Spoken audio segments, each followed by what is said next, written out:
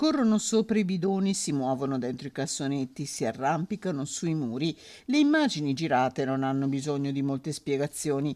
Da mesi questa è la situazione nell'area di conferimento rifiuti nelle zone vicine che si trovano a ridosso del centro servizi anziani di Solesino. Le segnalazioni di operatori e delle famiglie vicine alla struttura sono partite già a giugno. Adesso i sindacati hanno deciso di prendere carta e penna con un appello sottoscritto e rilanciato da FPCGL, CISL FP, CISL Fisascat, UIL FPL e UIL TUX. Noi non mettiamo in discussione che qualcosa da parte della cooperativa e da parte del comune sia stata fatta, ma è abbastanza evidente dalle segnalazioni, dai timori che i lavoratori e le lavoratrici continuano a segnalarci che il fenomeno, questa presenza dei roditori in una zona molto delicata e molto sensibile non sta migliorando, anzi sta peggiorando. Sta lavorando il sindaco di Solesino, Alvi Bentani, che ha firmato un'ordinanza urgente il 29 settembre dopo aver sollecitato più volte la direzione della struttura per anziani